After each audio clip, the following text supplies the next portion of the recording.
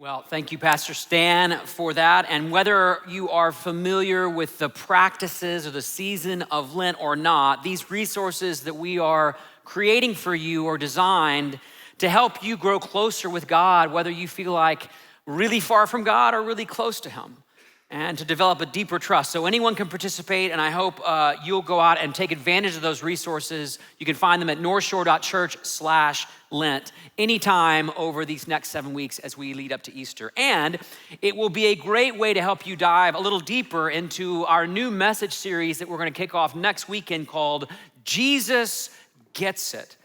The reason why I'm a follower of Jesus isn't because He came into the world to explain suffering. It's because He came into the world and He experienced it Himself.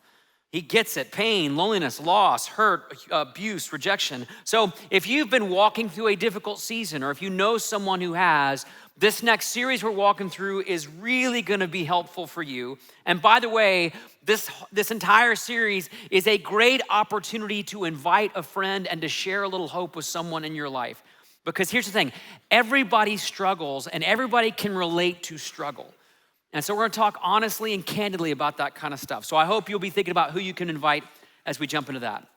And speaking of hope today, how many of you are cheering for the Kansas City Chiefs today? Any hands up? Any Niners fans in the room? Wow, whoa, that's a little surprising to hear that one. Who's just cheering for Taylor Swift today? Anybody just, yeah. The greatest of all, that one was. It's important to remember we're a church, everybody's welcome. God isn't taking sides, because the Hawks aren't playing, so He doesn't care. But whether or not you care or not, we're super glad that you're here. Now, I just want to say, to be honest, in spite of my physique before you today, I never played football at pretty much any level, although technically I was on my junior high football team. I only got in a few games, and I just remember getting run over a lot. And I was on defense, so this is pretty bad. It's not how that's supposed to work. But one of the things I do remember about my time as a football player was the times before the game when our coach would bring everybody together and give this motivational speech right before the game. You guys know these moments I'm talking about. If you've played sports, you've been on a team, you've been around someone who had that inspirational speech to inspire you to get out on the field and give your best. It's a moment that's been memorialized in pretty much every classic sports movie there is. Like Kurt Russell in the movie Miracle saying, if we played them 10 times, they might win 9, but not this game, not tonight. Or Sylvester Stallone in Rocky Balboa saying, it ain't about how hard you can hit, but how hard you can get hit and keep moving forward. I actually tried doing a Stallone impression this week in my office, and I offended myself, so I'm not doing that today for you. Or here's one of my favorite classic movies, Emilio Estevez telling the Mighty Ducks, we are ducks and ducks fly together. I'll be honest, I tear up just thinking about that movie. So, which brings us to this week and this last week of the series we've been in called Breakthrough. Today we're finishing up with Paul's final words in this letter called Galatians. And like a great coach, this is the moment where he's gonna inspire them to bring their best and leave everything on the field. So if you have a Bible or Bible app on your phone, you can open to Galatians 6. We're starting in verse 11. Paul writes these words. He says, see what large letters I use to write to you with my own hand. I love this verse. I wish I could see the scroll. Paul's like in 48 font right now because he wants them to know you need to pay attention to these words. And then he says, those who want to impress people by means of the flesh are trying to compel you to be circumcised. The only reason they do this is to avoid being persecuted for the cross of Christ. Not even those who are circumcised keep the law, yet they want you to be circumcised that they may boast about your circumcision in the flesh. May I never boast except in the cross of our Lord Jesus Christ, through which the world has been crucified to me and I to the world. Neither circumcision nor uncircumcision means anything. What counts is the new creation. Now, if this text or letter is new to you, you probably got stuck, as I did verbally, on all this talk about circumcision. Now, for those of you who don't know what circumcision is, we have a short instructional video. I'm just kidding, we don't have that. You can look it up on Google at home. Don't do it at the office. But here's what's happening. The churches to which Paul is writing included Christians who were Jews who would have been circumcised and Christians who were Gentiles who were not. And there was this smaller group of Jewish Christians who were insisting that in order to be a Christian, to be saved, to follow Jesus, you had to be circumcised like a Jew. So throughout the letter, Paul makes it clear that being circumcised or keeping the law are these marks of faith, so to speak. Those behaviors aren't what save you.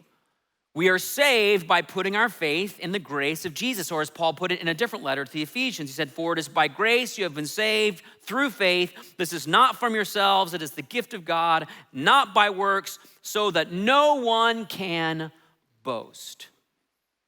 Now, until just recently, I hadn't noticed that both here in Ephesians and then in our text that we just read in Galatians, Paul raises this strange concept of boasting. And in fact, if you were to read through all of his letters, he talks about boasting all the time. First Corinthians 1 and 2, Philippians 1, 2, and 3, Romans 3 and 4, 2 Thessalonians 1, 2 Corinthians 9, 10, 11, and 12, Iconians 6 and 7. I made that last one up just to see if you were paying attention. You with me? Some of you? Half of you are like, yeah, I've read that book. I've done that before. I know that one. But Paul talks about boasting and what to boast in over and over and over and over. Now, just to be clear, in our day, or in that day, this idea of boasting or boasting in something wasn't as much about bragging or, being smug or being arrogant per se. A boast was a lot like a motivational speech. It's what the coach does before the big game. Or in Paul's world, it would be what a king or a military leader would say to inspire his soldiers before battle, to be willing to go out and give their lives for the king. And there's examples of this kind of boasting all throughout the Bible. In Exodus 15, Moses talks about Egypt boasting about how they're gonna pursue and overtake Israel. In 1 Samuel 1, Hannah says, my mouth boasts over my enemies. In 1 Samuel 17, Goliath stands before his own army and he boasts to the Israelites saying, "This day I defy the armies of Israel. Give me a man and let us fight each other." And the Israelites were terrified from this great boast. When God tells Gideon his army is too large, it's because he doesn't want Israel to boast in their own strength. So boasting is simply a way of saying, here's why we have what it takes. Are you with me? Here's why we can do this. Here's why we can win. Here's why we're gonna win the day. Which means everybody boasts in something. Everybody boasts in something. Just to get through your day, no matter what's on your plate today, you're gonna have to find your confidence, your strength, your validation in something. Could be your work ethic, could be your reputation, could be your abilities, your experience, your intelligence, could be anything that you so choose. In the churches in Galatia, they were boasting in their ability to keep the law, to follow God's commands. To which Paul says, and here we come to the very heart of this text, "May I never boast except in the cross of our Lord Jesus Christ, through which the world has been crucified to me and I to the world." In other words, when you boast, and everybody does, don't boast in yourself, don't boast in your strength, don't boast in your wealth, don't boast in your talents, don't boast in your reputation, don't boast in anything but the cross of Jesus. Which when I first encountered this, I'll just be honest, and I think even as a pastor, we can name this kind of stuff, it sounded kind of weird or religious or like impractical. Like, how do you actually do that in your actual life? Well, let's unpack this a little bit. In order to boast in the cross, first, you actually have to understand the message and meaning of the cross. Like, what is he actually talking about? Well, what's the message of the cross? Well, this is gonna be kind of the hard news of the day, if you will. The message of the cross, when Jesus gave his life and was crucified for us, isn't just that God died for my sins. The message of the cross is that I am in fact a sinner. and you are in fact a sinner. And that no amount of good work, good deeds, good behavior, trying really hard, doing our best will ever be enough to fully justify ourselves before a holy God. And if that sounds a little offensive today, hang on, there's more, okay? Wait, here it comes. The message of the cross isn't just that no amount of good deeds is enough, it's also this, that those of you who have worked so hard to be faithful and moral and righteous are actually no better off with God than someone who's wasted their life in the most reckless and immoral ways. You feeling glad you came to church today? Now, I don't know about you, but that rubs me the wrong way. I don't like that. I like to think that if I work hard enough, I'll be able to stand out. I like to think that if I put my mind to it, I'll be able to be a little better than at least a few other people out there. And I want God to give me some credit. Give me a little credit for the effort, right? Which is what? It's putting my confidence and my validation back into myself, back into my strength, which is exactly what the Galatians were doing. But the message of the cross is that without the grace of Jesus, I am lost. I have no hope. I am stuck in my sins. And let's be honest, that's an offensive thing to say in our day. It offends me, so I'm sure it's going to offend somebody outside the church. And it's one of the main reasons why people reject Christianity. By the way, people don't reject Christianity because Jesus said, love your neighbor. People don't reject Christianity because Jesus said, give to the poor. They don't walk away from Jesus because he said, forgive your enemies, even if that's a hard one. People reject it because Jesus went to a cross and said, this is the only way you can be restored to a relationship with God. Being a really good person is not enough. Belief in God is not enough. Practicing religious traditions are not enough. But here's the good news. The very thing that makes the cross offensive is what makes it transformative.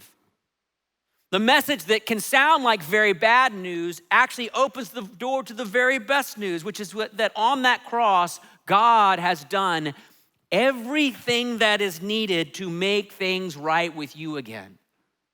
On the cross, God took on every sin so that you could go free. You get a fresh start. You get a new life.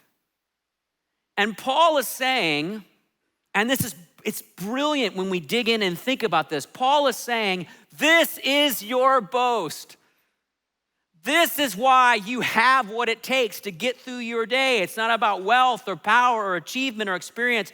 It's about what God has done for you on the cross. So when you boast, and everybody boasts, put your boast in the cross. Find your strength in the cross. Find your confidence in the cross. Seek validation in the cross. So then, how do we actually do that? Well, there's a number of ways, but for today, I want to give you 3 specific boasts that you can and that you need to make in your life to boast in the cross. Starting with the most important one, because of the cross, we can say with confidence, I am loved. Everybody say that out loud. I am loved. While I don't know every one of your stories or situations, I know that every single one of you and everybody who's watching online longs for acceptance and affirmation. We long for it. We crave it. We are motivated at every level by it. And so to get that, what do? We try to draw it out of every other person that we meet, right? It's what we demand from our loved ones. It's what we want to receive from our kids. It's what we want to suck out of our friends. It's please love me. Please affirm me. Please tell me I'm okay. And I'm not throwing shade on anybody. This is just what it means to be a human being. You are born with this question. And here's the thing. Nothing's gonna answer that question fully for you until you stand at the cross and you realize, as a matter of historical fact, you are loved, you are accepted, you were worth dying for. By the way, do you know how you actually determine how much something is worth? Do you know how you determine that? It's by whatever someone is willing to pay for it, right? And on the cross, God paid everything for us. That's how you know how much you're worth.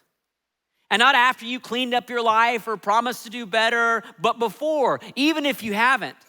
I love the way Paul puts it, a classic verse in Romans 5:8. He says, but God demonstrates his own love for us in this: while we were still sinners, when we didn't care at all about God, Christ died for us. So I just want everybody to exhale for a moment.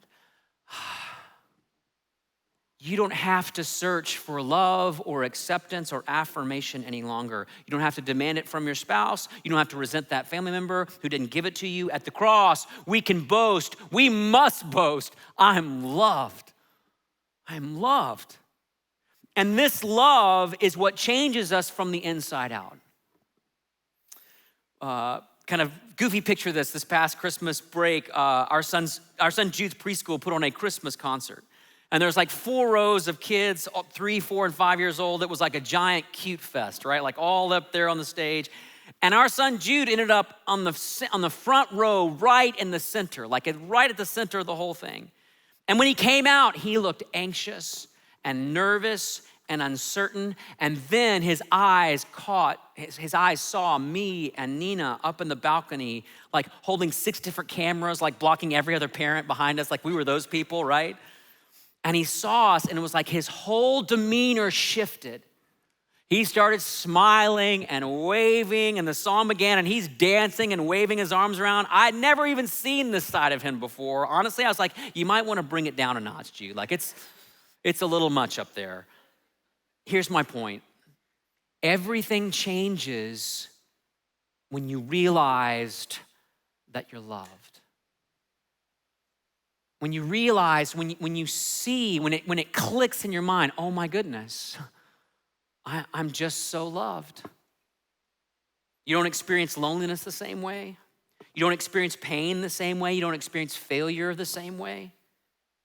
But the only way to know for sure that you are loved without strings is to put your confidence and your boast in the cross. I'm loved, I'm loved, I am loved. And some of you need to boast in that today. Another way we boast in the cross is to simply say this: I am redeemed. Everybody say that out loud. I am redeemed. Now, for a long time, I simply thought being redeemed is the same thing as being forgiven. They're kind of religious words. Maybe you grew up hearing those words, or maybe they sound strange, but it's sort of like I'm redeemed just means God forgave me or forgot my sin or something like that. But being redeemed is so much more than that. To redeem something in the Bible refers to the process by which slaves were set free in the ancient world. So if you were captured by an enemy or sold into slavery, the only way to be set free was for someone else to come and pay a price to redeem you or to set you free. A great example of this in the Bible, if you know the Old Testament, is in the book of Hosea, when Hosea's wife Gomer runs away and ends up becoming a slave to another man. And the only way for Hosea to get her back is to go and redeem her, meaning he had to pay a price and buy her back. Now, why does this matter to you and me? Because our biggest problem isn't just sin. Our problem is that we're actually enslaved to the idols in our lives. We talked about this a couple of weeks ago. The closest analogy to sin in our day is actually addiction. Not just making mistakes, but actual addiction, meaning whatever idols you have in your life, whatever God substitutes you worship in your life, money, pleasure, comfort, security, approval, those idols will control you the same way alcohol controls an alcoholic. They will. But here's the good news. At the cross, we're not just forgiven. We are redeemed. We are purchased. We are claimed back out of that slavery, meaning we get to bring God our old life and go home with a new one. Now, most of you won't know this reference, but back in the 1960s and 70s, there was this company called Sperry and Hutchinson, or S&H. And they created one of the world's first loyalty programs, so 4 points and miles and all that stuff. They issued what they called S&H green stamps, and these booklets where you could collect them. I have a picture of some of these old booklets that you can see in these booklets, lots of green stamps, lots of booklets. I know, it's real old-fashioned in our digital world, but people would do this. In fact, they estimated that at the time of their popularity, over 80% of the households in America were collecting green stamps, these stamps. And if you collected enough stamps, you could take them to this wonderful place called a redemption center.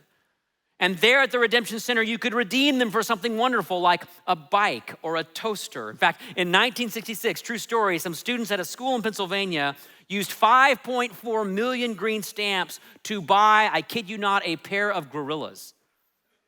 I didn't know you could buy a gorilla. I just felt like I didn't know that was a thing. They bought 2 gorillas and they gave them to 2 zoos, and you can look it up online because that's where I found it. Anyway, coming to the cross is like coming to a redemption center.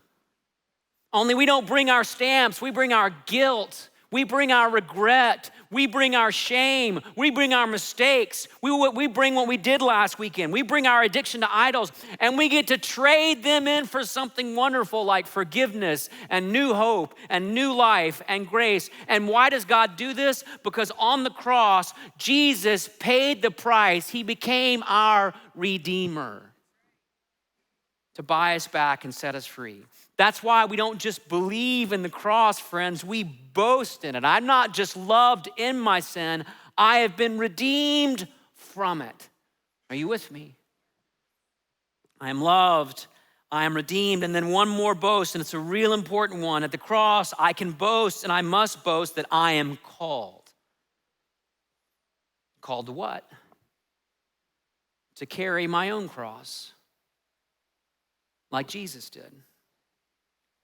To live a life of sacrificial love like Jesus did. One of the last things Paul says to the Galatians in these last words before they go out and take the field was a reminder of this very thing. He wrote in Galatians 6:17, "From now on, let no one cause me trouble, for I bear on my body the marks of Jesus." In other words, Paul is saying, my boast is in the cross, and I have the scars to prove it. And so will you. And so will you if you choose to follow Jesus. You will be loved without condition. You will be redeemed from your bondage to sin. And yes, you will be called to a life that's going to challenge you and humble you and cost you, because you cannot boast in a cross that you're unwilling to carry. You just can't boast in a cross that you're unwilling to carry. So what does this look like? It's living a life that puts the needs of others first. You see, you don't just boast in the cross by going to church or doing religious kind of things. You boast in the cross when you put your spouse's needs before your own, again. You boast in the cross when you help someone get that grade or promotion before you.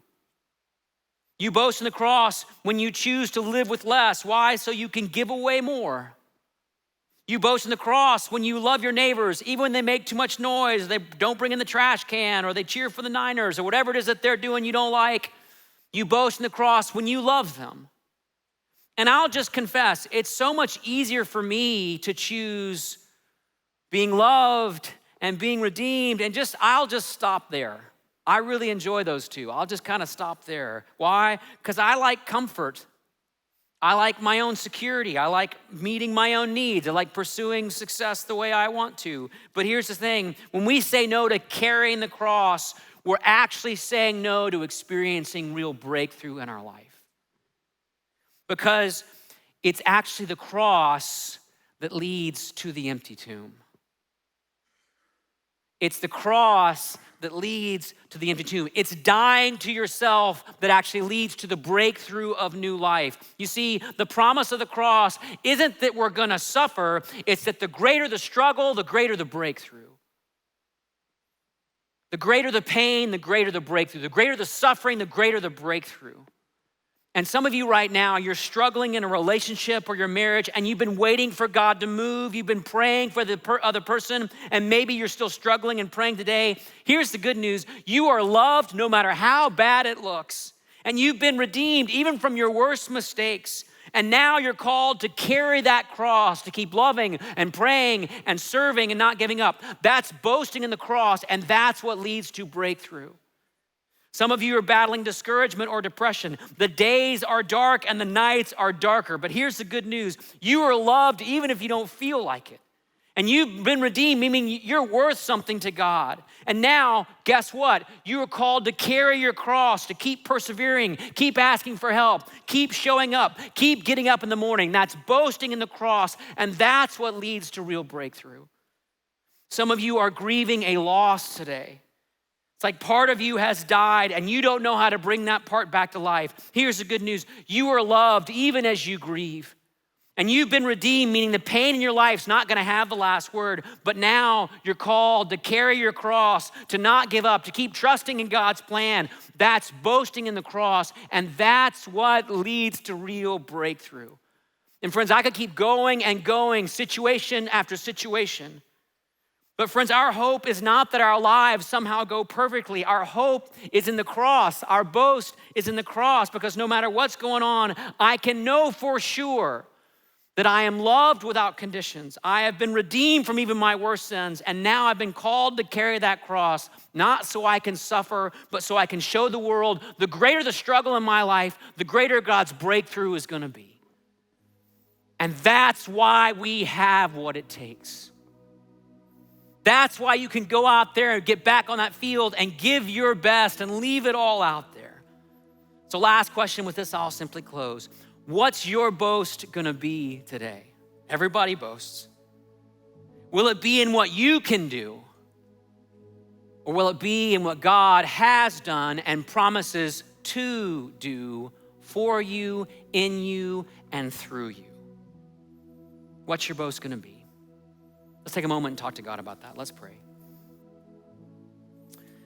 And so Jesus, we come to you today at the foot of your cross, that place where you gave your life to buy us back, to redeem us. That place where we can discover freedom and grace and hope. We can trade all of the stuff in and receive all your grace back.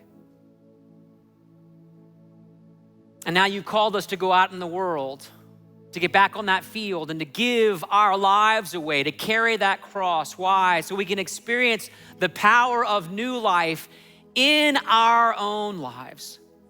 God, we want to see that new life in our relationships, in our families, in our work, in our schools, in our communities.